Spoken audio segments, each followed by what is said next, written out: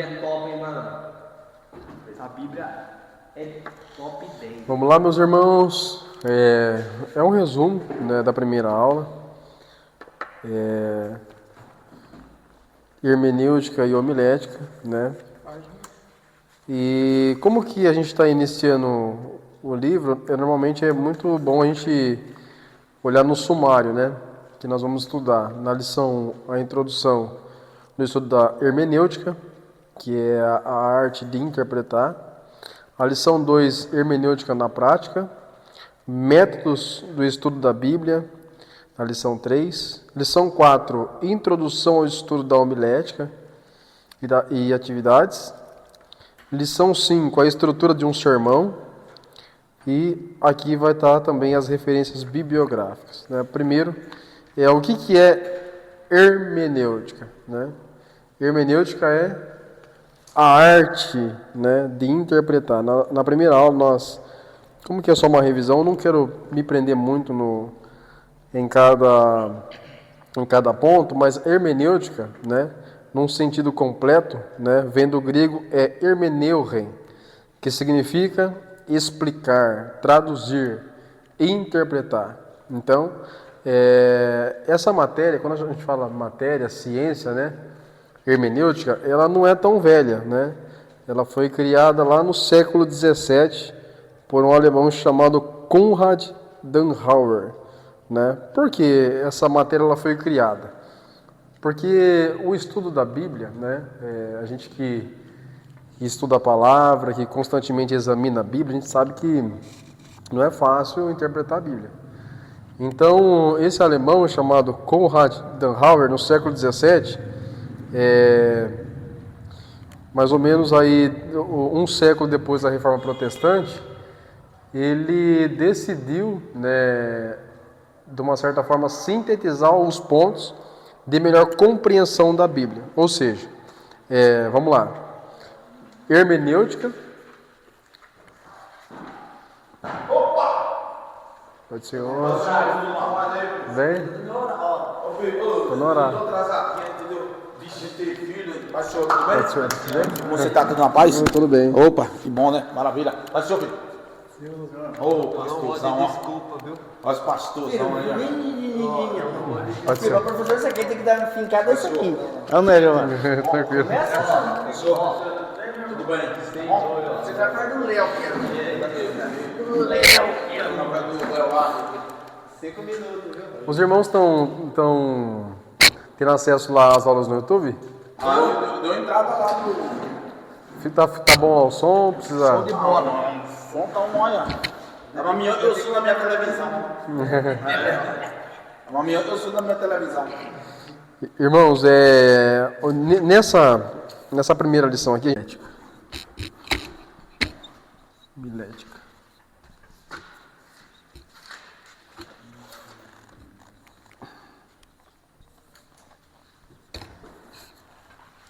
Vamos lá. Hermenêutica é a arte de interpretar, né? Toda vez que eu leio um texto, né, eu pego um texto da Palavra de Deus, né, eu tenho uma convicção em absorver esse conteúdo. Isso é hermenêutica. Toda vez que eu interpreto um texto da Palavra de Deus, não baseado naquilo que eu acho, né, mas a Bíblia, nós vamos aprender aqui mais para frente que ela própria se interpreta, né? O criador dessa matéria, dessa ciência, foi um alemão chamado Konrad Dannhauer, né? No século XVII, um século depois da Reforma Protestante. E a gente sabe que depois da Reforma Protestante, depois de John Wycliffe, houve uma grande porcentagem de Bíblias que foram fabricadas. Então, antes do século XVI, raramente as pessoas possuíam um exemplar da Bíblia.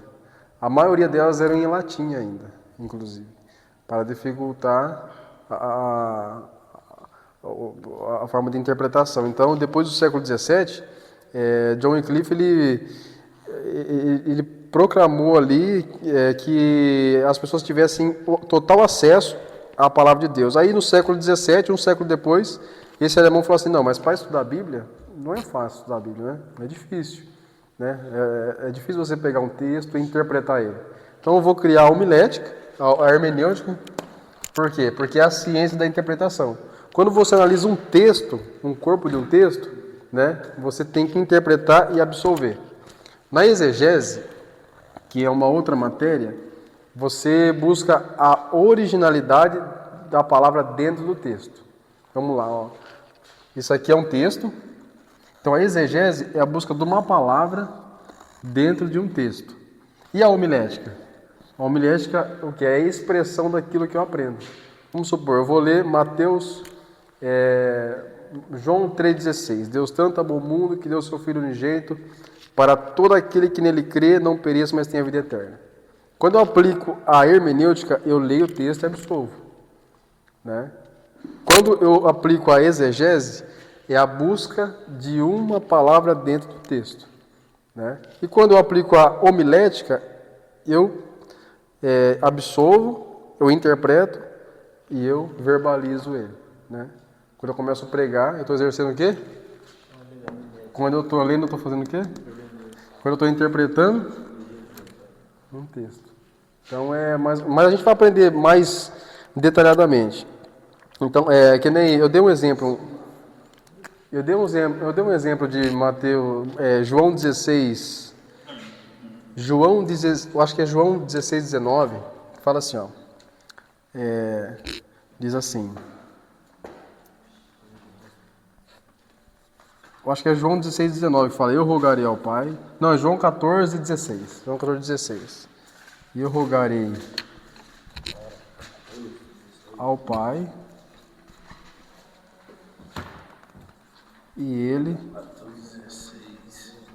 vos dará outro Consolador.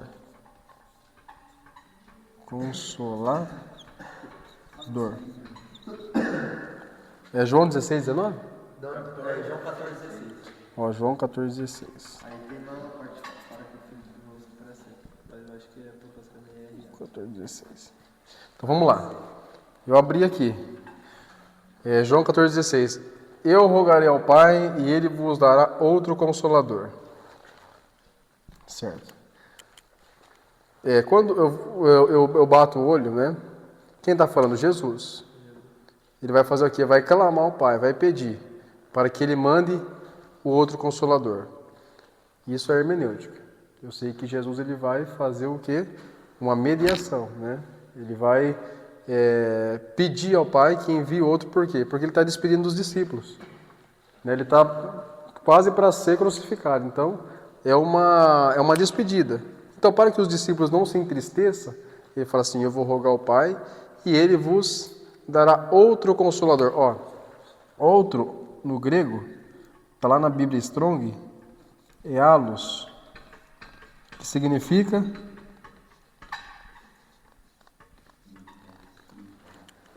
igual. Ou na mesma autenticidade. Então, assim, se Jesus curava, Ele vai curar. Se Jesus libertava, Ele vai libertar. Se Jesus fazia milagre, Ele vai fazer. Mas agora não é através de. Entendeu? Então, se o Espírito está em vós, né? Então, se o Espírito está em mim, está em você, é as mesmas obras de Cristo, mas em nós. Entendeu? Consolador, no grego, Paracletos. Essa palavra tem 3 significados. 3. Olha para você ver. Uma palavra. Olha, aqui eu estou aplicando o quê? Exegese. Por quê?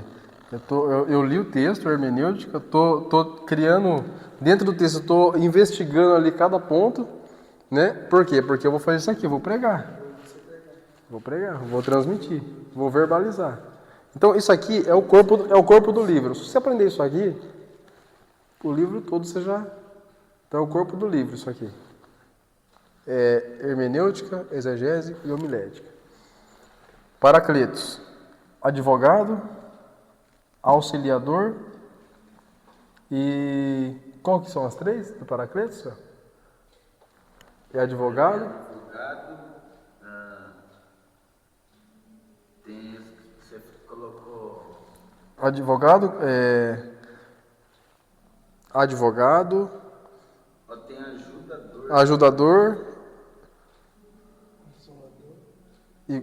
exatamente, consolador. Só que a figura do advogado no original é o quê? Aquele que intercede por alguém diante de uma corte. Então, antigamente, o que acontecia? Diante de uma corte. Então, assim, vamos supor, o exemplo do advogado. Eu dei esse exemplo aqui uma vez, é muito interessante. Vamos supor que o Léo pecou. Ele saiu daqui e, sem querer, ele pecou. Né? Ele falhou. Aí vem quem para acusar ele? O adversário, que é a figura de Satanás. Apontou o erro dele, Léo pecou. Automaticamente, quando o Satanás vê que Léo pecou, ele vai até as regiões celestiais. Por quê? Porque Deus está lá. Deus não somente está no terceiro céu, mas ele também está em todo lugar. Então ele vai tentar o quê? Acusar o Léo. Fala assim, o Léo pecou. Aí Deus faz o quê? Ele vai chamar quem? Não, o Paracletos. Por quê? Porque o Paracletos, a figura do original, é fiel testemunha. Então, quando a gente fala fiel testemunha, é aquele que não pode mentir. Toda vez que a gente vai num tribunal, não tem que fazer o juramento? Então, é a figura, né, da fiel testemunha. Então, é o Espírito Santo. Então, o Espírito Santo vai se apresentar perante Deus chorando. Por quê? Porque, de fato, ele pecou. O Espírito Santo não maquia ninguém. Ele é verdadeiro. Só que aí, em Romanos 5:23, né, fala que todos pecaram, né? E o salário do pecado é o quê? A morte. Aí, quando Deus ele vai decretar, quem que aparece? Ó, aí João escreve lá na sua primeira epístola: Filhinhos, né? E eu recomendo para que não pequeis. Mas se pecar, temos o quê? O Paracletos diante do Pai, Jesus Cristo justo. Então, está isento da pena. Então, essa figura aqui, de a gente puxar aqui e lá, é uma figura é uma regrinha que depois a gente vai falar mais para frente, que é os paralelos das palavras. Mas a gente vai falar depois disso aí. Então, os irmãos, hermenêutica é quando leio ou interpreto. É a arte de interpretar. Exegese é quando eu interpreto uma palavra dentro de um texto, buscando a sua originalidade. E a homilética é quando eu exponho isso, quando eu prego, né? Quando eu verbalizo. Então eu exerço isso aqui. Então, a importância da hermenêutica. Por que é importante a gente aprender hermenêutica? A hermenêutica é importante porque estabelece princípios, métodos, regras necessárias para elucidar palavras ou frases nas Escrituras Sagradas. Então, texto fora do contexto é pretexto por quê? Heresia. Toda vez que eu firo a hermenêutica, né, que eu sangro ela, eu estou cometendo heresia. Né? Se eu falo que o Espírito Santo não é Deus, eu estou cometendo heresia, estou ferindo um princípio da hermenêutica. Porque o texto fala disso. Né? São três que testificam. Né? Interessante, irmão Giovanni, a gente vê que tem muita gente que ela faz a hermenêutica, né, que é o estudo da palavra. Só que eu tenho uma coisa comigo, não que eu aprendi, mas quando eu comecei a ler, eu comecei a me desenvolver através da palavra, eu aprendi que a gente tem que respeitar o ponto e vírgula, né? Exatamente. Que é o de ideal. E também não falar aquilo que a gente ouve. Uhum. Por causa que nem você está falando que muitas pessoas elas sangram ou elas acabam cometendo heresia. E eu vejo muitas pessoas cometem isso em cima até de uma passagem, aquela passagem que Joquebede, mãe de Moisés, põe aí ele num cesto, né? E deixa ele à beira do rio, né? Sim. Então eu já vi não uma, porque a gente já vê isso, que muitas pessoas elas interpretam de uma forma diferente. Sim. O cesto estava descendo. Exatamente. Só que a Bíblia em si ela já fala que estava Sobre as raízes, né? Então, tipo assim, é que nem muitas pessoas vamos supor, ela ouve aquilo, né? Ou seja, ela ouve, ela lê ali por cima, ela sabe onde que tá, e ela quer. Isso é muito interessante, como o Fabiano está falando, porque assim, normalmente a gente erra, né, de ir muito por aquilo que as pessoas falam. Vamos supor o texto, ó, Mateus 6,33, o que fala lá, né? Buscai primeiro o reino dos céus e a sua justiça. As demais coisas serão acrescentadas. Então, só que Jesus fala assim, ó, e todas essas coisas. Nós falamos, e as demais. Só que no texto anterior de João 6, ele está falando do quê? As aves do céu, que ele está falando de comida, bebida e veste. O necessário. Sim. Ele está falando que os lírios do campo, né, se vestem melhor que Salomão com toda a sua... Então ele fala assim, ó, buscai primeiro o reino de Deus e sua justiça, e todas essas coisas vos serão acrescentadas. Ele está se referindo ao próprio texto. Demais é aquilo que eu busco a mais. Mas Jesus ele fala todas essas coisas. Então, né, ele dá o exemplo do passarinho que não rega nem cega. Ele dá exemplo de várias coisas que se trata de provisão. Então, é muito comum a gente cometer alguns equívocos porque a gente ouve demais, né? E os pregadores famosos erram, né? O pastor Júnior Trovão, ele erra. Marco Feliciano erra, né? Abelio Santana tem uma mensagem que está repercutindo até hoje. Erra, né? Que ele falou que Jesus tinha casa na praia, os irmãos ficaram sabendo. Então, né? Não que seja... É ser humano. A gente não pode divinizar os pregadores. Erra e vai errar. Mas a gente não pode... a gente tem que extrair somente coisas que... Né, eu já vi o pregador famoso pregar tipo, uma heresia mesmo, coisa pesada, sabe? Coisa que não tem na Bíblia. É extra Bíblia, né? Então, assim, a gente tem que pregar o que é bíblico. Quando a gente é fiel à palavra, não importa se você é eloquente, não importa se você fala língua estranha na pregação, não tem problema. Não é uma regra. Não é uma regra falar língua estranha na pregação. Não fica mais espiritual sua pregação falar em línguas. Não fica. O Zé Gomes ele fala que ele não fala em línguas porque para uma pessoa poder falar em línguas tem que ter um intérprete. E primeiro, a língua, ela serve para o quê? Para edificar quem? A gente mesmo. E a palavra? Para todos nós, né? Então, o que é mais importante? A palavra. Eita terra. Então, assim, a questão da língua, não que seja errado você pregar e em determinado momento você falar em línguas.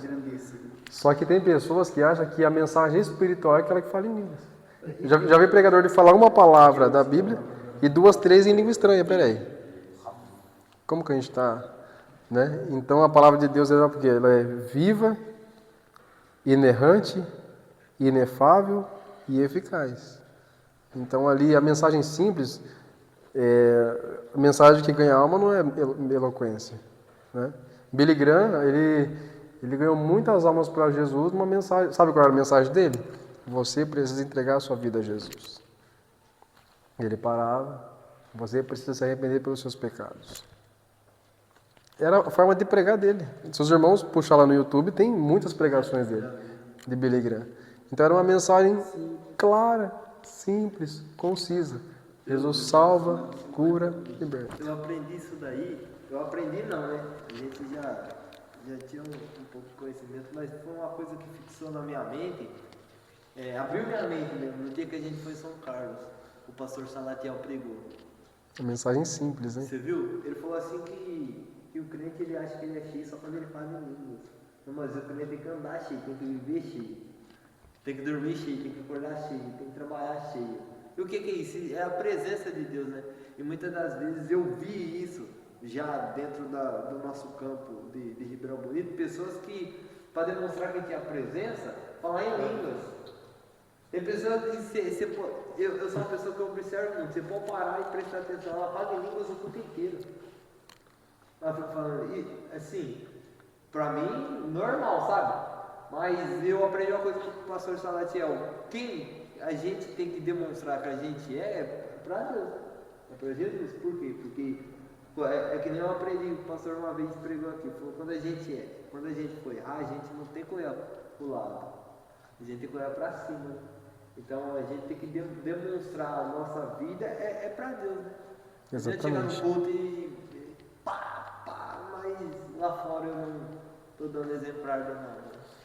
E essa é a importância da hermenêutica, né? Que nem ó, aquele versículo que fala assim, ó, não cai uma folha da árvore se Deus não mandar. Os irmãos sabem onde está? Mateus. Não cai uma folha da árvore se Deus não permitir? Sabe onde está essa frase? Eu desconheço. No Alcorão. O livro dos... Pode ser, Senhor. Ele fala que ele tem que lembrar que muitas pessoas falam assim, né? Os humilhados serão exaltados, né? É a mesma coisa, né? E tem gente que pega a Bíblia assim, mas cadê essa frase aqui? É que nem aquele lá que Está no Alcorão. Não tem. E sabe a frase mais popular que o pessoal fala? Não tá, venha como estás, mas não permanece. Jesus nunca falou isso. Em Mateus 11:28 fala assim, ó, vinde a mim, vós que estáis cansados e oprimidos. Então, assim, é uma forma da pessoa convidar, mas também criticar o jeito que a pessoa está, entendeu? Então, é uma forma que erroneamente que a gente aplica. Ó, tá lá na palavra, não, mas não tá. É um ditado popular, vinde como estáis, mas não E permanece. você vê que até mesmo aquele lá que eu acabei de falar, os humilhados serão exaltados, tem pessoa do mundo que ela já sabe que não é aquilo. Que nesses dias no serviço o Gustavo ele perguntou pra mim, né, conversando com ela, irmão, mas os humilhados serão exaltados. Aí ele falou assim, mas não tá assim na Bíblia, né? Eu falei assim, não, porque na Bíblia está escrito aquele que se humilha, né? É aquele que se humilha. Humilhar-vos perante a potente mão de Deus para que em tempo oportuno. Oportuno não é agora, é no futuro lá. Vai passar. Você vê que não só as pessoas de dentro da igreja, como as pessoas de fora, elas já sabem, né? Exatamente. E qual que é a importância da hermenêutica? Ela cuida da interpretação correta de um texto bíblico, visando descobrir o significado original que foi pretendido. Procura ainda traduzir, interpretar e fazer compreensível a mensagem da palavra de Deus para os crentes em épocas e culturas diferentes. Então, como a gente aprendeu aqui com o pastor Gilmar, a Bíblia foi escrita em mais de 1.600 anos. Com mais de 40 autores diferentes. Camponês, rei, escravo, homem, mulher. A gente sabe que teve um rei chamado Ptolomeu do Egito. Ele era um rei grego, né? E ele tinha lá no Egito uma grande biblioteca chamada Biblioteca de Alexandria. Tem um filme chamado Alexandria. E lá tinha uma grande biblioteca. Tinha livro de Sócrates, Platão, Aristóteles, livros de filosofia, só que não tinha o quê? A Torá. Não tinha a Torá dos hebreus. Então esse rei, esse Ptolomeu do Egito, ele patrocinou, né, a vinda de 70 ou 72 judeus, rabinos, lá de Jerusalém para o Egito, para fazer o quê? Para traduzir do hebraico para o grego. É por isso que nós temos essa interpretação rica hoje, né, do grego. Porque o grego, uma palavra no grego, que nem halos, são 3 palavras que a gente pode absorver conhecimento. Então, foi daí criada a Septuaginta, né? A Septuaginta foram esses 70 rabinos aí que traduziram a Bíblia do hebraico para o grego. Por quê? Porque o mundo todo falava grego. Lembra de Alexandre o Grande? Depois desse Ptolomeu veio Alexandre o Grande. Depois de Alexandre o Grande, o Daniel vai falar, né, que os gregos perderam para quem? Isso aí é lá em... como que é o nome da matéria? Isso aí a gente aprende na história da igreja, né? Quando o reino grego cai, os romanos prevalecem. Então, olha como que Deus prepara tudo, né? Jesus ele veio numa época onde a política estava estabelecida, a linguagem estava estabelecida e havia estratégias de evangelização. Então, Deus preparou o mundo para receber Jesus. Uma das épocas mais, digamos assim, onde a civilização estava mais potente era ali. Os romanos eram o berço da civilização, os romanos, né? Tecnologia. Então, assim, vamos lá. Ó, o texto que fala assim, ó, lá em Mateus 19, 24. É mais fácil passar um camelo pelo fundo de uma agulha do que um rico entrar no reino dos céus. Né? Quando eu exerço a hermenêutica, eu leio esse texto. Só que quando eu aplico a exegese, peraí, mas um camelo passar pelo fundo de uma agulha? Né? Naquela época, os viajantes, antes de entrar na cidade, eles passavam por um portal. Né? E era impossível os camelos passar um portal do quê? De bagagem. Né? Então eles tinham que tirar a bagagem para passar. Então é mais fácil um camelo passar com bagagem, que era impossível, né? Não era impossível, era difícil, porque o portal era estreito, e um camelo ele é alto, né? Mas ele é estreito, ainda mais com bagagem, né? Do que um rico entrar no reino do céu. Então, na originalidade da palavra, Jesus estava comparando ali que não que um rico não poderia adentrar, mas que era muito difícil por conta da sua avareza. Então, era isso. Vamos lá. Tem um texto aqui muito interessante. Ó. Deus disse isso. Ó. A Bíblia... Deus não. Essa frase está correta. Ó. A Bíblia é a palavra de Deus, inspirada de alguma forma, mas também é constituída por palavras humanas. Está lá na página 9. Ela teve autores humanos, errar é humano, daí temos que esperar que haja alguns erros na Bíblia. É correta essa frase? Eu acho que não. E eu acho que sim. Por quê? Aí quando que a gente olha para a época de Mateus, Marcos, Lucas, eles estavam com Jesus, né? Sim. Então muitas das coisas eles podiam estar observando Jesus fazer e estar escrevendo, né? Ó, vou ler a frase de novo. Ó. A Bíblia é a palavra de Deus, correto? Inspirada de alguma forma, mas também é constituída por palavras humanas. Ponto. Ela teve autores humanos. E errar é o quê? Humano. Daí temos que esperar que haja erros na Bíblia? Pode falar. Eu entendo pela forma que você entende, novamente, que houve erro dos humanos escrito lá na Bíblia, né? Ele quer falar com o cara que escreveu a Bíblia, ele errou. Não. A questão é a seguinte. Temos de esperar que haja alguns erros na Bíblia? Não. 40 homens. Né? A Bíblia ela é 100% matéria e 100% espírito. Jesus era 100% homem, 100% Deus. Jesus tinha uma natureza humana, correto? Mas ele pecou? Não. Então, mesmo que alguns homens que fossem imperfeitos fossem errôneos, a forma de ser inspirado por Deus não faz com que a Bíblia possua erros. A Bíblia é infalível, né? Não há erros na Bíblia, né? A Bíblia é a palavra de Deus. Pode entender, tipo assim, houve erro escrito na Bíblia. Então, eu também. Exato.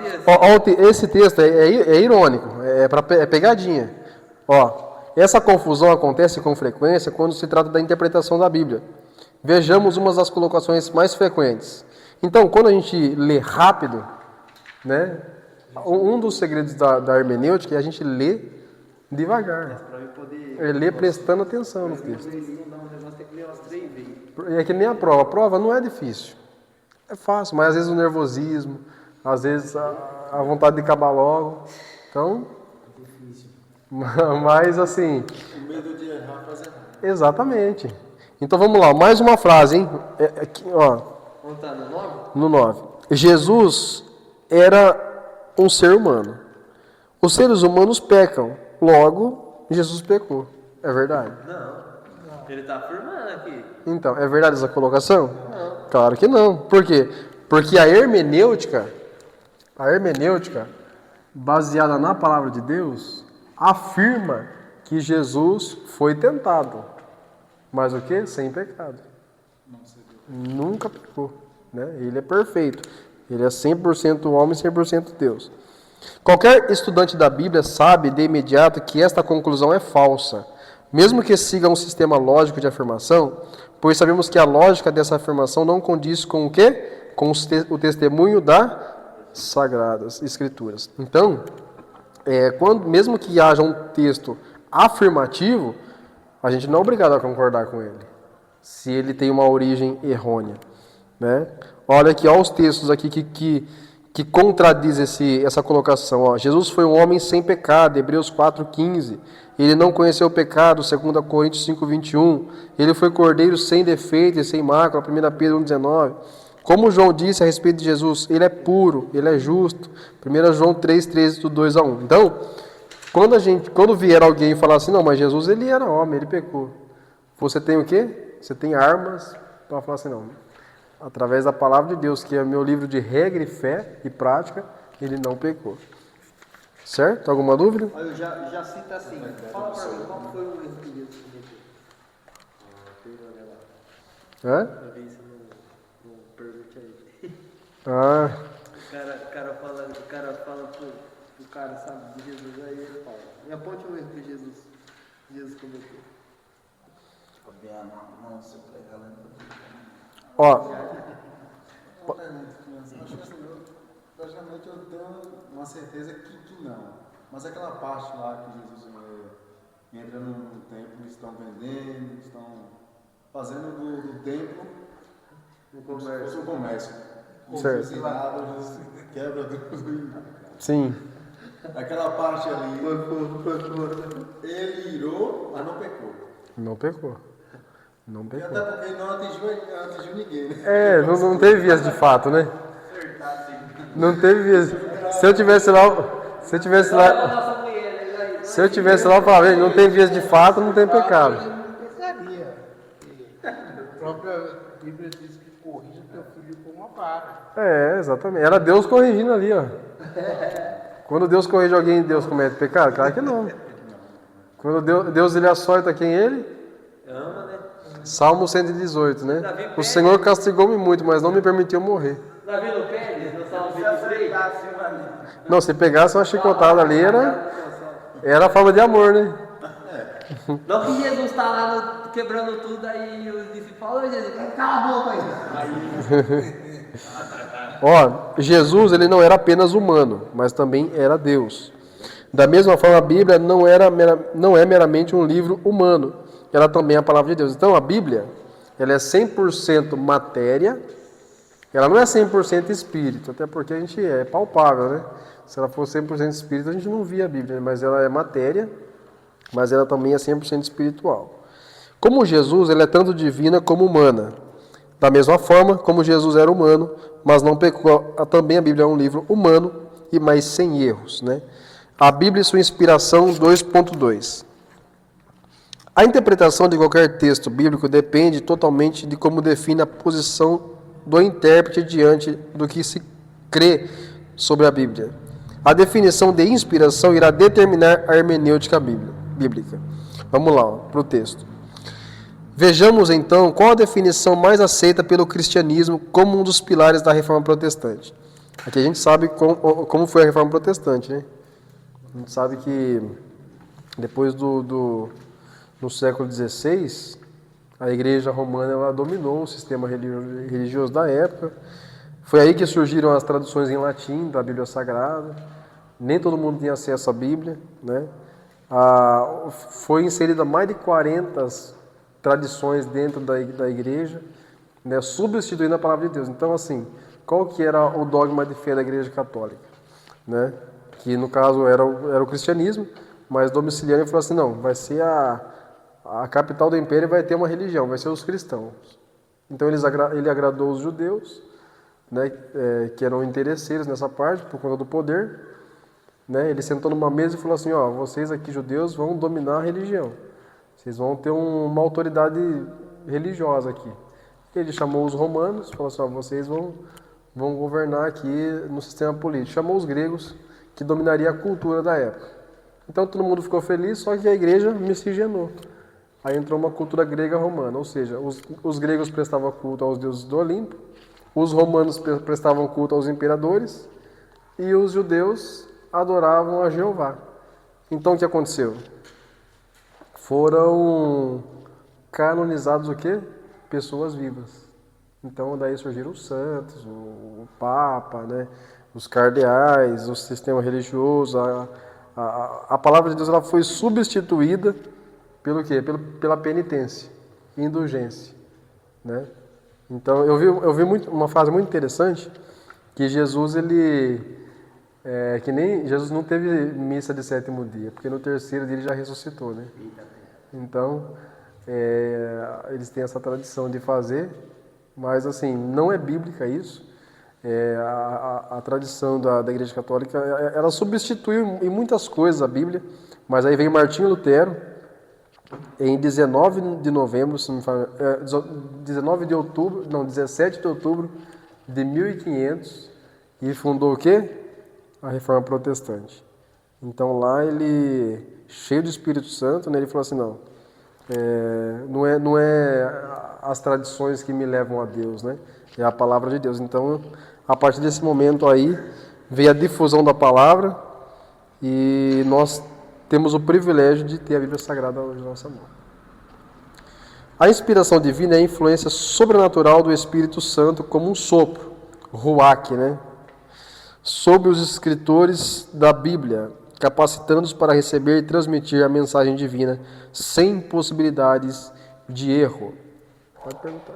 Eu tenho uma dúvida ainda a respeito de uma passagem. Uma dúvida muito grande. Eu vou até ler para você entender e para os irmãos também entenderem. Pode ler. Porque eu não cheguei na conclusão aí. Os irmãos podem até ter chegado. Então é bom perguntar, né? E fala assim, ó, em Gênesis capítulo 6. Ó, e aconteceu que como os homens começaram a multiplicar-se sobre a face da terra, eles nasceram filhas. Viram os filhos de Deus que as filhas dos homens eram formosas e tomaram para si mulheres de todas as que quiseram. Então disse o Senhor, não contenderá o meu espírito para sempre com o homem, porque ele também é carne, porém os seus dias serão 120. Certo. 120 anos. É isso, eu quero que você A questão da idade? Não, eu quero que você me explique esse filho de Deus. Os filhos de Deus casaram com as mulheres. Então, alguns historiadores dizem que são anjos.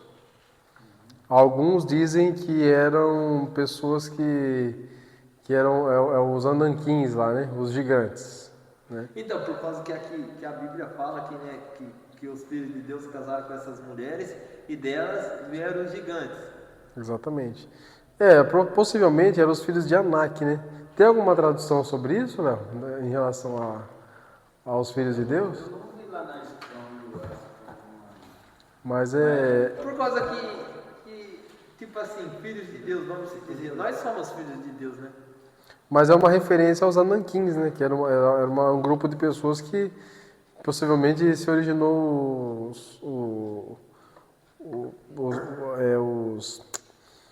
os descendentes de Golias, né? Dos gigantes. Então naquela época tinha gigantes na Terra. Então, porque os filhos de Deus... Possivelmente eram os filhos de Anak. Anak. Depois você pesquisa lá no Wikipedia lá. Olha, outra dúvida. E eu já vi pregação sobre isso. No capítulo 6 de Gênesis, na mesma coisa, só que no versículo 6. Então arrependeu-se o Senhor de haver feito um homem sobre a terra e pisou-lhe em seu coração. Eu vou responder com uma pergunta. Deus se arrepende? Não. Então vamos lá, na originalidade da palavra se arrependeu. Vamos usar o que agora? É Gesé. Pode entender esse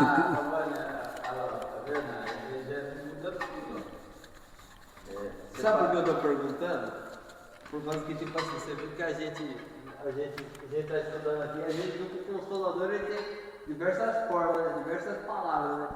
E uma vez eu tive uma discussão, não foi nem um debate, uma discussão com um rapaz dentro do ônibus da Premier.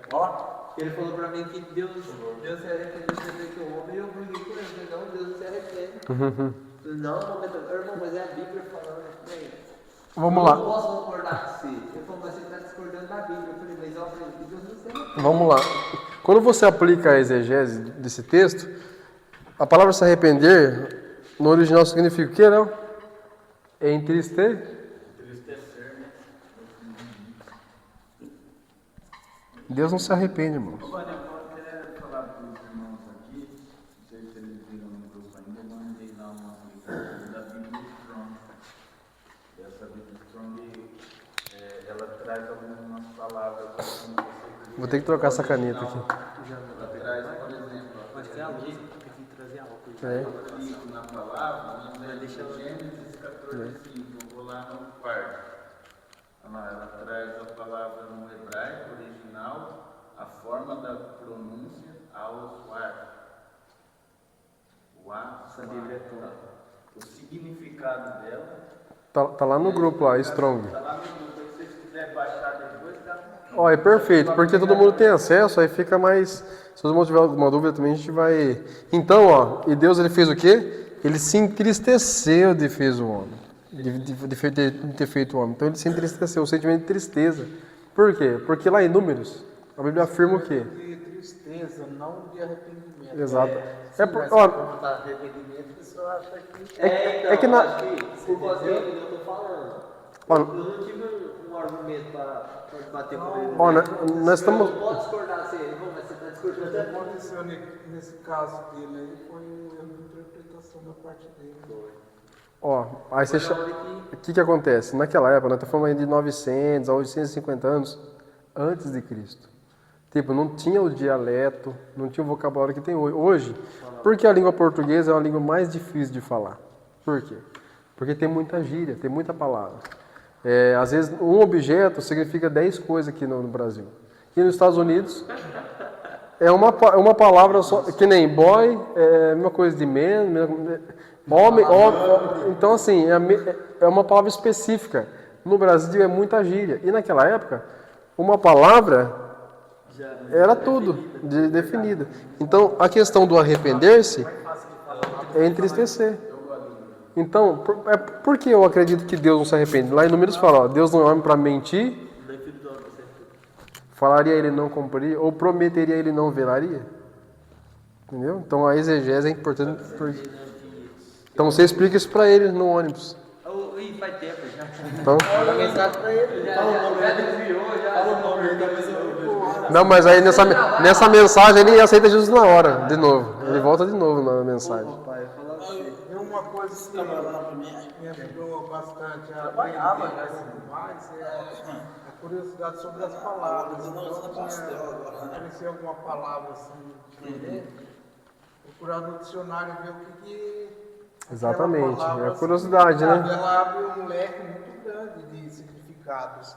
Aí você leva para a realidade ali e vê o que está mais de E acordo. hoje a gente vindo aqui que é o hermenêutico, a exegese e a homilética, Não, isso aqui é para quem quer pregar a palavra. Isso aqui, uma chave, né? isso aqui é para quem quer pregar.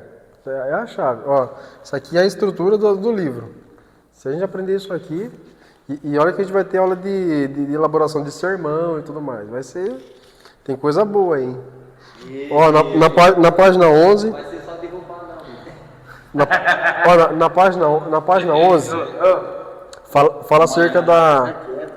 Ó, tem duas inspirações aqui, ó, na página 11. Ó, a verbal ou plenária.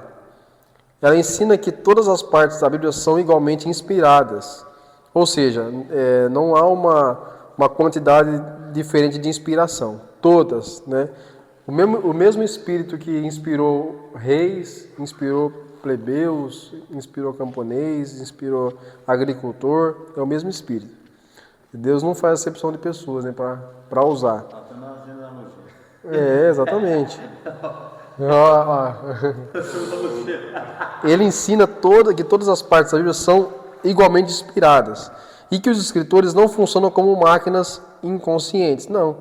Que houve cooperação vital, ela é contínua, mas eles e o Espírito de Deus os capacitavam. Essa palavra plenária aqui, o que significa? Enfatizam o quê? É a mesma forma de ditar. Vamos supor que eu venho aqui no irmão Fabiano E eu começo a falar para ele escrever. Né? Eu estou ditando para ele, ó, escreve isso, isso. Mas não de uma forma mecanizada. Eu não vou pegar na mão dele e vou... Não, o Espírito Santo não é assim. Então era uma forma, essa inspiração plenária, essa modo de inspirar, é como se o Espírito Santo estivesse do lado do escritor, né? Instruindo ele. Ó. Através disso, então... Que nem nos evangelhos sinóticos, né? A visão de Mateus, Marcos, Lucas e João é uma só, né?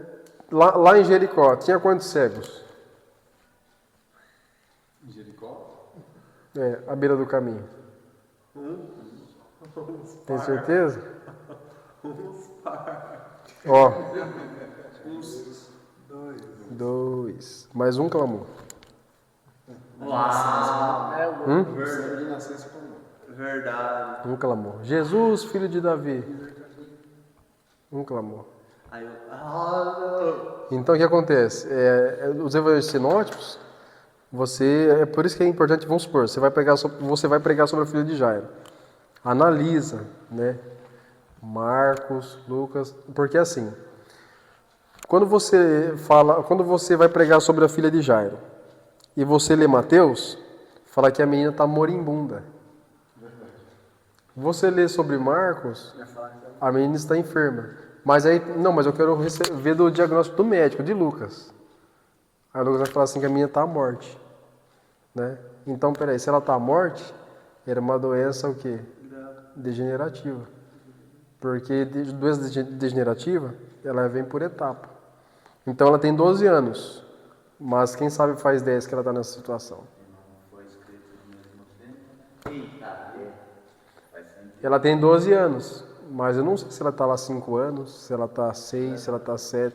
Só que Jairo, ele vai buscar Jesus muito dia depois. Então ele perdeu a oportunidade de buscar o milagre antes. Mas aí, quando Jesus está voltando de Gadara, ele vai procurar Jesus. Ele está tão ansioso para receber o milagre que ele nem espera Jesus sair da água. Ele vai lá, se ajoelha, se prostra e fala assim, ó, vamos lá em casa que minha filha está... Mas a mulher ainda não espera, né? E antes da filha de Jairo, vem a mulher que não consegue. E isso, é que assim, quando Jesus estabelece seu ministério em Cafarnaum, aonde é a igreja, aonde é o ponto de pregação? Na casa de Pedro. Só que ele está ali faz tempo. Essa menina tá doente faz tempo, por que Jairo não procurou ele antes? olha que negócio profundo. Entendeu? Então, é profundo. A primeira regra, tem algumas regras aqui, é umas regrinhas que não vai cair na prova. Então, nem vou muito... Deixa de separar isso. Não é porque vai cair que o senhor vai. Então assim, ó. Eu iria, mas eu peguei, que nem. Ó, a primeira regra. Ó, a primeira regra, a escritura é explicada pela escritura. A Bíblia interpreta a própria Bíblia. Portanto, a Bíblia deve ser usada como recurso para entender ela mesma. Então, eu posso pegar um livro extra-bíblico, vamos supor que eu pego um livro do Max Lucado, por exemplo, ou do Ben Hinn, e estou lendo lá. Eu posso usar a Bíblia para me ajudar. Mas eu não tenho que usar um livro extra para auxiliar a Bíblia. Por quê? Ela interpreta por ela mesma. Entendeu? Então eu não posso aplicar ela na maneira que eu penso, ou na maneira que... como é o nome daquele historiador judeu? Flávio Josefo. Eu tenho que aplicar da forma que ela é, né? Aquilo que ela traz, porque aí eu firo, né? Então toda vez que eu firo um princípio, né, eu estou cometendo heresia, eu estou forçando o texto. Oi? Teve um primo meu que eu fui debater com ele, numa coisa que ele fez, aí ele falou assim pra mim, não, mas a Bíblia a gente interpreta do jeito que a gente quer. Esse é o erro. Ele falou pra mim, eu falei assim, como rapaz, você subia do pregado, então você falava o que queria, então. Falei pra ele, do jeito. Os irmãos já... Nossa, eu tava meio bravo, tá ligado? Eu falei, então você falava o que queria, então você falava em língua, ela falava... Ó, esse é o perigo. Da gente interpretar daquilo que a gente quer. Esse é o perigo, né? Não, ele falou pra mim desse jeito, ele falou assim, não vai muito pelo que os outros dizem não, porque a Bíblia a gente interpreta do jeito que a gente quer. Rapaz. Os irmãos já assistiram aquele filme O Livro de Eli? Eu comecei a assistir igual, nem terminei. Ó, é um livro, é um filme que fala que é um filme pré-apocalíptico, né? Que tem um guardião de um livro ali. E ele sabe da importância desse livro, né? Da influência, do poder do livro, ao ponto das pessoas, né? Quererem, ele é um guardião daquele livro. E esse livro é a palavra de Deus. Por quê? Porque ela tem o poder de influenciar. Mas eu não posso usar a palavra de Deus para beneficiar. Se eu usar, é claro, eu posso usar para me beneficiar, mas eu estou pecando.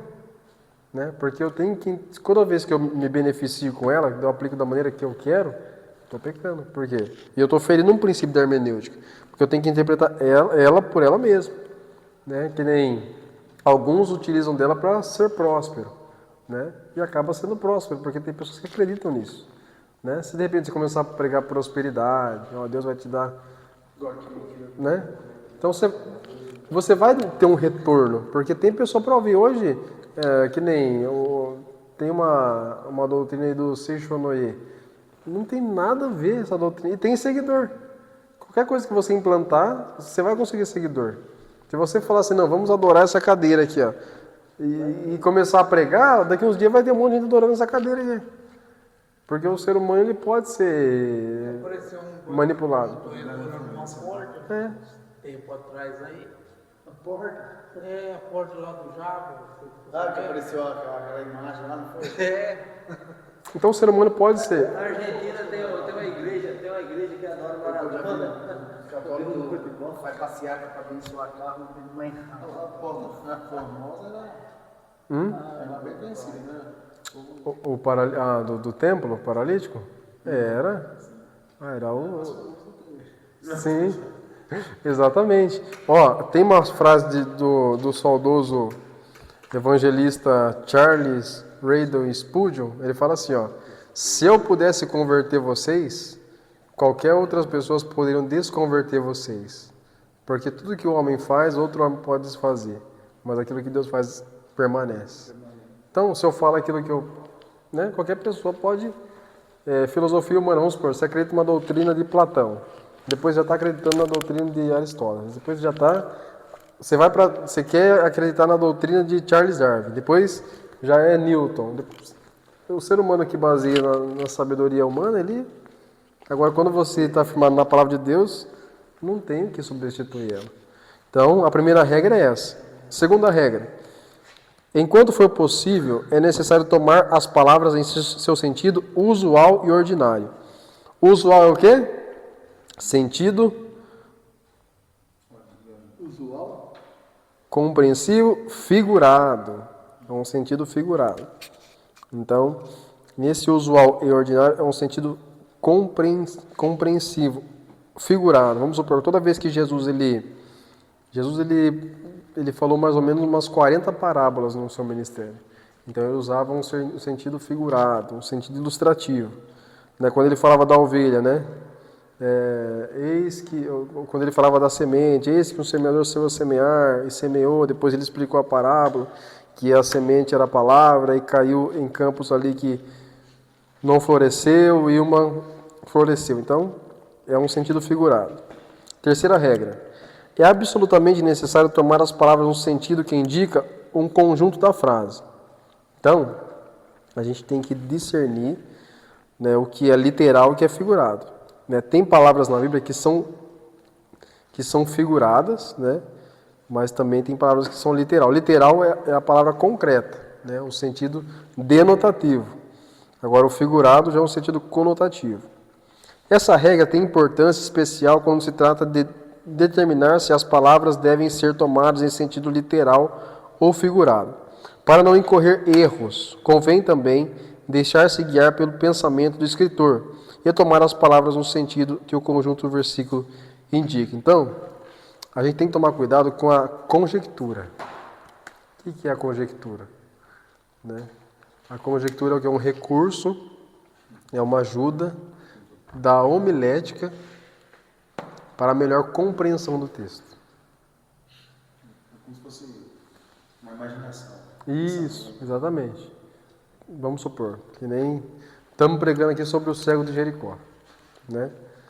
E estamos pregando aqui, falando dele, e de repente a conjectura ela traz o cenário, né? O cego ele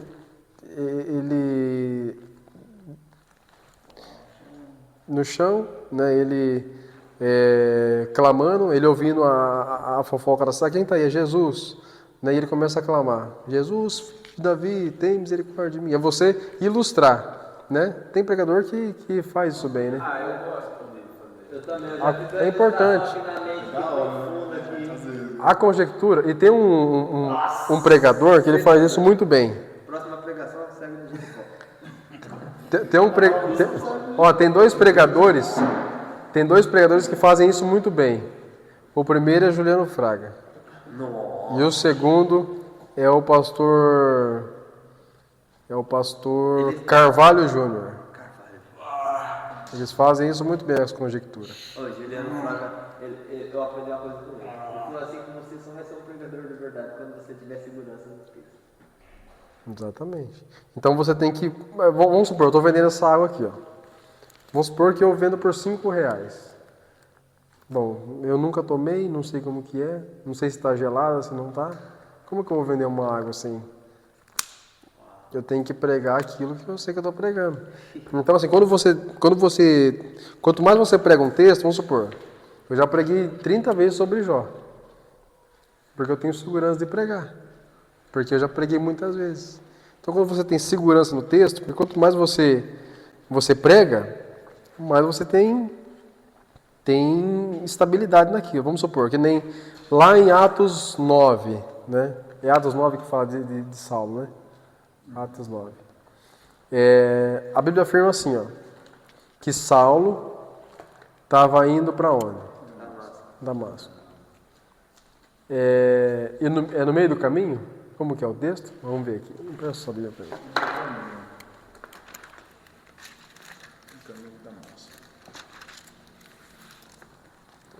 Aqui. Ó.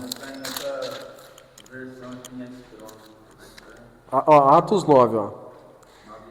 E Saulo, respirando ainda ameaças de morte contra os discípulos do Senhor, dirigiu-se ao sumo sacerdote e pediu-lhes cartas para Damasco, para as sinagogas, a fim de encontrares alguns daquela seita, quer homens, quer mulheres, que conduziste presos para Jerusalém.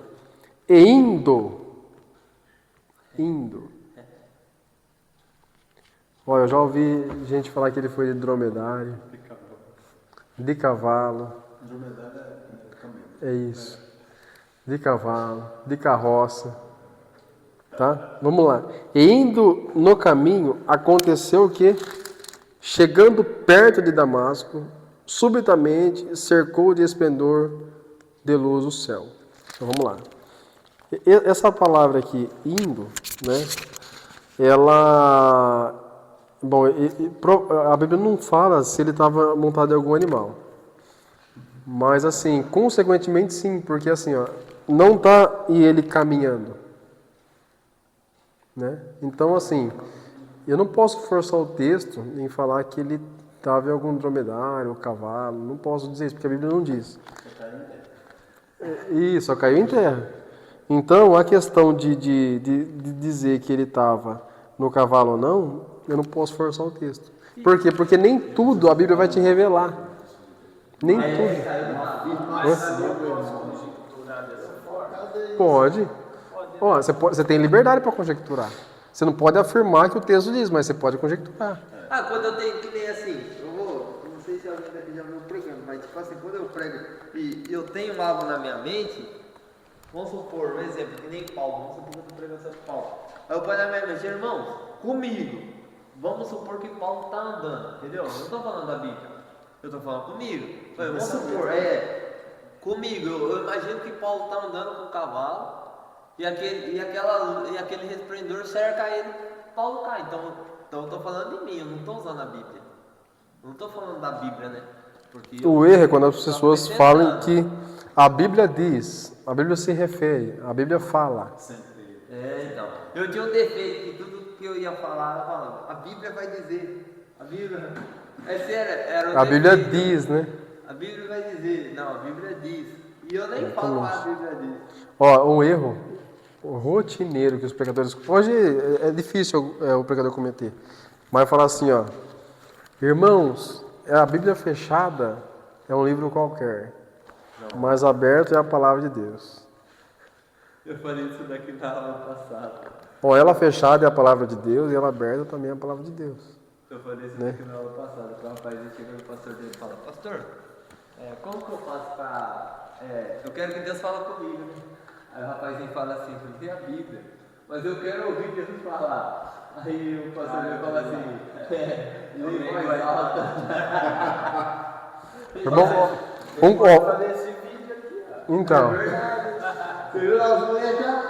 um conselho, isso a gente vai aprender, ó, isso a gente vai aprender aqui em homilética, ó, a gente vai aprender aqui, ó, mas um conselho que eu aprendi, quando for pregar, nunca diga assim, irmãos, eu não tenho nada. Eu já vi o pessoal matar a igreja. Não fala isso. Ou então, outra questão. Eu não sou pregador, não faz isso. Não faz isso. Eu não sou pregador, mano. Você é pregador, sim. Vai falar de quem? Você é pregador. Eu vi uma mulher na nossa festividade que ela matou. Ela matou, né? Você perde. O semblante das pessoas muda. Porque você deixa de ter confiança. Ela falou assim, irmão. Entendeu? Isso não é prepotência. Você lembra, Gi? Que ela cantou aqui? Que ela cantou, eu clamo Jesus. Ela falou assim, irmãos, eu não canto. Ó, já falou. Mas eu faço a vontade de Deus. Não, eu faço aquilo que eu fui chamado. Ó, isso é uma... Toda vez que você assume e fala que você não faz, é uma falsa humildade. Entendeu? Tipo assim, você tá querendo ganhar uma credibilidade, mas você tá perdendo. Né? É mesmo que você falar assim, irmão, fui pego de surpresa aqui, vai. Ó, nós vamos aprender aqui agora, nós estamos falando, nós vamos chegar nessa parte, mas tem muita coisa boa que a gente vamos aprender aqui na homilética. Disso aí. Tem coisa que, sabe, que não precisa a gente falar. Que dependendo a gente mata o culto. Às vezes você tá até ali, até o tutano, mas aí uma palavra já... Eu tenho uma dúvida, mas tipo assim, tem aquela passagem que fala assim, onde tiver 2 ou 3, não me meu nome. Certo. Eu estou presente no meio de vós. Mas se eu estivesse só orando, se eu ouvir, vamos supor que me dá vontade de orar, eu tenho a chave da igreja, eu venho orar. Certo. Ela está sozinha orando. Com certeza, eu acredito que o Senhor está me ouvindo. E está comigo ouvindo a minha oração. Mas ali tá em 4. Tem 4 pessoas ali. Eita, terra, já peguei o mistério. Mas ali já ganhou a porcentagem. Mas eu acho que falei em Jó, que eu e a Ailton, nós entrou no diálogo profundo aqui, no dia que a gente teve a cooperação aqui, a menina teve a oportunidade, ela falou assim, irmãos, a Bíblia vai dizer que onde que Deus está, até a tristeza salta de alegria, né? Vixe, eu olhei lá na porta, eu olhei pra Letícia, aí tem erro pra mim, aí ela veio com a Bíblia. Tá em Jó, não lembro onde que tá, só que fala diferente. Nossa. Fala, eu não lembro o jeito que fala, só que a gente foi procurar a fundo. Aí é onde que a gente tá falando, a má interpretação, né? Por causa que ela falou aquilo, cara, recebeu, só que tipo assim, foi uma má interpretação. Eu tinha eu pra mim. Não, tá certo não. Então eu vou pra vida. Ó, regra 4. É necessário tomar as palavras no sentido que indica o contexto. Isto é, os versos que precedem e seguem o texto que se estuda. Vamos lá, ó, que nem a gente tem que ser fiel ao texto, né? Texto fora do contexto vira o quê? Pretexto para a heresia. Então, normalmente, quem comete muito esses erros são os testemunhos de Jeová. Por quê? Eu dei esse exemplo aqui porque eles pregam uma mensagem que o paraíso vai ser aqui na Terra. Só que eles usam algumas referências do milênio, né? Algumas referências e eles aplicam isso na eternidade. A gente sabe que o milênio não é eternidade. Tem o milênio, aí depois tem a vitória de Cristo permanente sobre Satanás, tem o juízo final, aí tem a dispensação da eternidade, novo céu, nova terra. Tem muita coisa para acontecer. Então, assim, eles aplicam isso de uma forma errônea, né? E nem com relação... Quem aqui já leu a Bíblia do Testemunho de Jeová? Em João capítulo 1, verso 1. Já o quê? João capítulo 1, verso 1. Diz assim, ó. No princípio era o Verbo, e o Verbo estava com Deus, e o Verbo era um Deus. Era um Deus? Um Deus.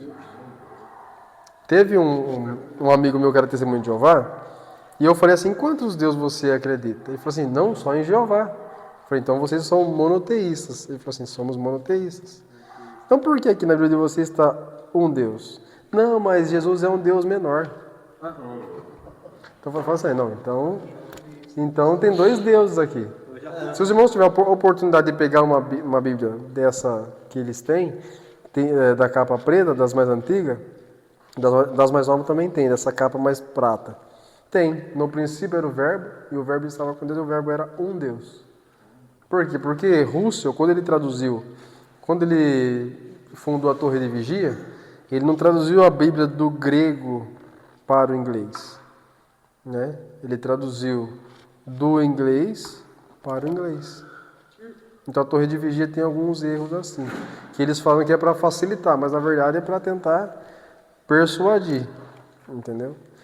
E Paulo vai dizer que mesmo que venha o anjo do céu para falar uma palavra daquilo que diferente daquilo que tem chegado até nós, que seja o quê? Anátema. Então a gente não recebe.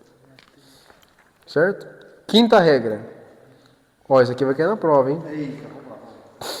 É preciso tomar em consideração os desígnios do objetivo do livro e passagem que se ocorrem às palavras e expressões obscuras.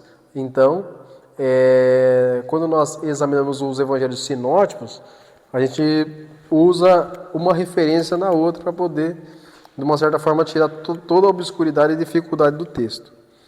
Sexta regra, é indispensável consultar as passagens paralelas explicando coisas espirituais pelas espirituais.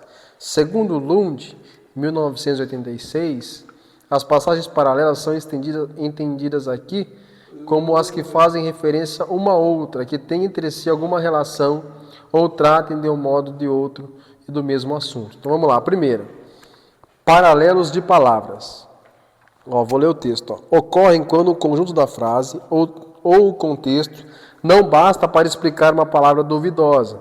Procura-se às vezes adquirir seu verdadeiro significado consultando outros textos que ela ocorre. Vamos lá. Exemplo.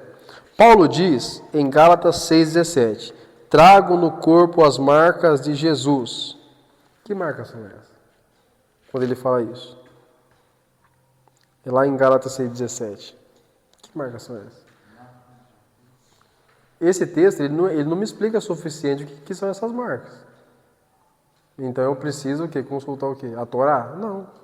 Preciso consultar o livro de Flávio José? Não. Eu vou na própria Bíblia. Vamos lá. 2 Coríntios, capítulo 11, versículo 23 ao 25. 2 Coríntios, capítulo 11, versículo 23 ao 25.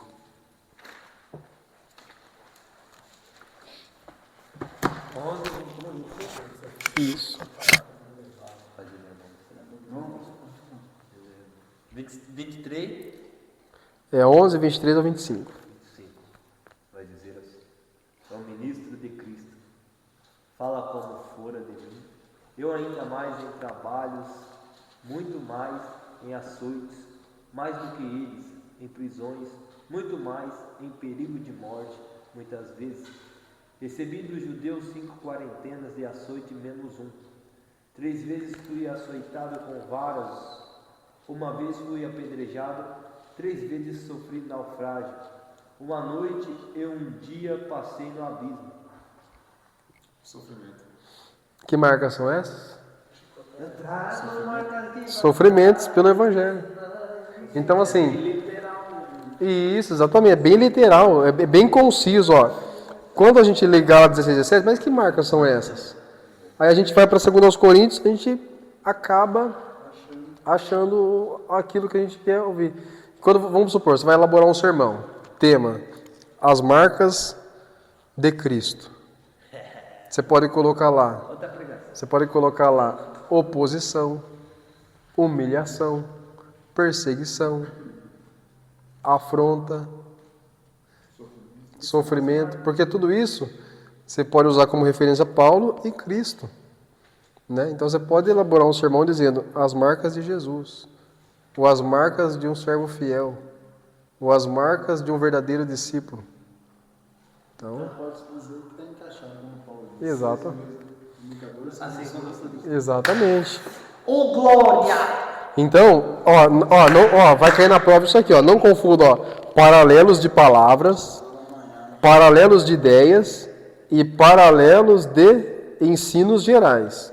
Ó, isso vai cair na prova. Paralelos de palavras, paralelos de ideias e paralelos de ensinos gerais. Certo? Quando eu falo de paralelos de palavras, é o sentido da palavra que vai casar uma na outra. Certo? É a palavra. Agora nós vamos aqui para as ideias. Exemplo, né? Quando Jesus diz em Mateus 16, 18, sobre esta pedra edificarei a minha igreja, ele não constituiu Pedro como fundamento da igreja, estabelecendo como primeiro papa, como afirmam alguns. Consultando os paralelos em Mateus 21, 42 a 44, vejamos Jesus mesmo como uma pedra fundamental, ou pedra angular, profetizado tipicamente no Antigo Testamento. Então, quando a gente fala de pedra angular, a gente tem que usar aqui o paralelo do quê? Das ideias. Por quê? Porque lá em 1 Coríntios, Paulo vai dizer, ó, porque ninguém pode lançar outro fundamento além do que já foi posto, o qual é? Jesus. Então ele está afirmando que é Jesus, não é Pedro aqui. Até porque o nome Pedro, a gente, exegeticamente aqui, é pequenos frascos de pedra. Né? É Pedro como discípulo. Tem a rocha e tem os frascos de pedra. Porque ó, no grego, Pedro é Petros, né? Em aramaico é Cefas. Então, é pequenos frascos de pedra. Então, quando a gente fala de paralelos das ideias, é uma referência, né? Não somente nas palavras, mas também no sentido. Que nem quando nós lemos lá, em Salmo 118, 22. Quem pode abrir para a gente? Salmo 118, verso 22. É também uma referência a Jesus. 118? Isso, 22. Salmo 118, 22. A pedra que os edificadores rejeitaram tornou-se a cabeça da esquina. A pedra de esquina é o quê? É uma pedra que sustenta toda uma edificação. E Tá. terra. Quem que é a coluna da igreja? Jesus. Então é ele mesmo. Paralelos dos ensinos gerais. E as portas do Hades. Por que Hades? Porque levantou Domiciliano, não parou a igreja. Levantou Júlio César, não parou a igreja. Levantou Nero, não parou a igreja. Levantou os governantes, não parou a igreja. Não pode parar. Então, quando Jesus fala do inferno, ele fala do sistema mundial contra a igreja. O Adolfo Hitler me dá essa questão também. Né? Também. Antíoco Epifânio também. O Hitler? Sabe quem foi o Antíoco Epifânio? Ele entrou no santuário e sacrificou uma porca lá. Pensou? E olha que o porco é um animal, né? Impuro. Né? Então ele era um insano mesmo, né? Esse daí reserva. Vamos lá, paralelos de ensinos gerais. Há casos em que, para o alacramento ou interpretação correta dos textos, ou paralelos de palavras ou ideias que não são suficientes, é preciso estudar os ensinos gerais, ou o teor da doutrina geral das escrituras que trata do assunto. Então vai ter texto que, se você consultar as palavras, você vai conseguir absorver bem. Algumas das ideias vai resolver, mas em alguns textos vai ter que ser um ensino geral. Um exemplo, em Romanos capítulo 3, versículo 28, o homem é justificado pela fé, sem obras da lei. Alguns interpretam erroneamente, dizendo que o homem de fé fica livre das obrigações de viver uma vida santa e de conformidade com os preceitos divinos. Vamos lá. Eis a questão. Quando eu leio em Efésios 2,8, pela graça sois salvos por meio da fé, não de obras, para que ninguém se glorie perante eles. Nesse texto, eu estou afirmando o quê? Que a salvação é pela graça por meio da fé. Mas eu estou falando que não precisa fazer obra? Não. Negativo. Então, alguns se justificam isso. Não, eu não preciso fazer obra, porque eu já tenho a fé, então estou isento. É necessário. Isso. Então, o autor aqui, ele não está isentando a obra. Ele está aclarando o quê? A fé. Porque a intenção aqui é a fé. Mas, Deus, sabendo disso, que as pessoas iam murmurar, levantou Tiago e falou assim, ó, sem obras a fé é o quê? Está lá em Tiago, capítulo 2, verso 14. Então, uma pessoa salva, ela pratica boas obras. Não é uma pessoa que pratica boas obras é salva. As obras seria a sombra da fé. Isso, falou?